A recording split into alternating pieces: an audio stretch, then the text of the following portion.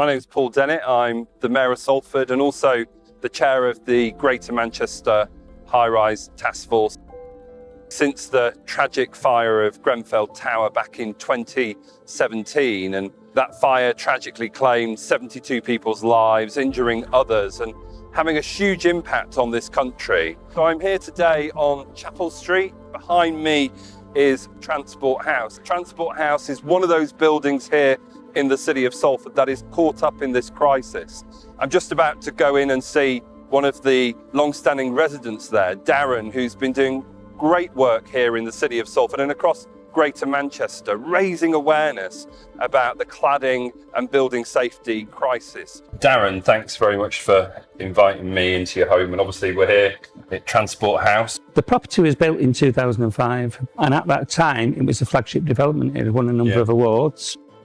Post Grenfell, it transpired that the building isn't safe. No fire breaks, there's no fire compartmentalisation.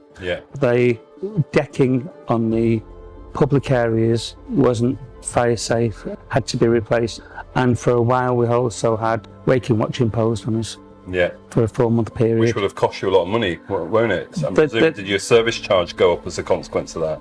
They didn't want to take it from the service charge, so they billed each individual apartment for £4,500 to replace the decking. And in May last year, 4 years after Grenfell, we had another bill through by email without warning, without consultation, for an additional £97,000 per apartment. If you buy a car and it's not fit for purpose, the manufacturer recalls the car. Of course.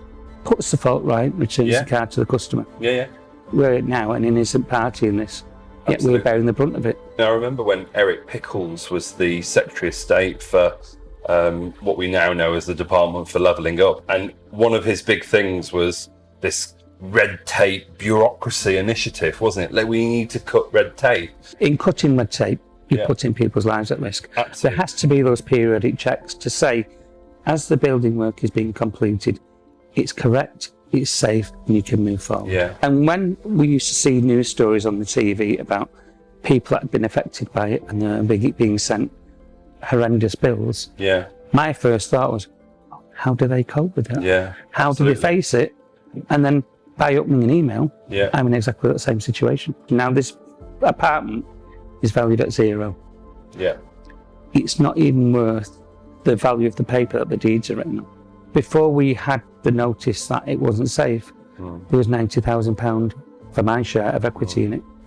Now it's valueless. So obviously government, we know, early doors launched a fund to support people in social housing with aluminium composite material, which is now known as the Building Safety Fund. Initially we weren't eligible because the building wasn't of a sufficient height. The options available to us at that time was a loan, which was interest bearing to cover the cost of the repair bill.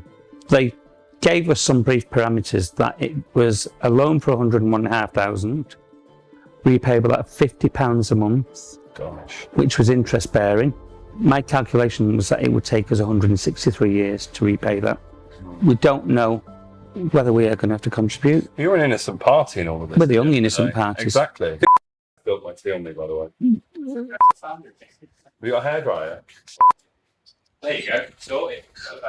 It was great to hear from Darren, to share his story, but I can't help but feeling a real sense of anger and injustice about what's going on and how it's impacting people's lives here in Salford and across the country. Seeing his service charges go through the roof, receiving an email that says he's liable for the remediation costs, all of the ongoing battles he's had with his housing association and also with government to come forward with funds to ensure that he and many of the residents in this block are not held liable for all of this. This has had a huge impact on his health and well-being. So for me, clearly we've got an industrial crisis. Why hasn't this been solved over 5 years on? And we even knew prior to Grenfell with Lakanal House that there were issues in terms of cladding and building safety.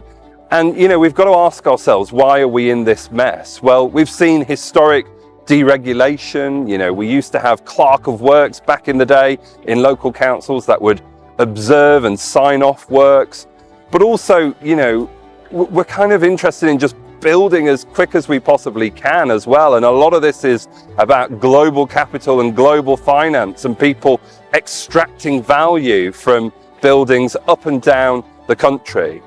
I'm interested in building homes that are sustainable, that stand the test of time, that are affordable. But I think in the UK at the moment, we have a housing market that is primarily driven by value extraction and making money for many of the investors who are probably around the world. And as a consequence of all of that, we find ourselves in the position we're in today.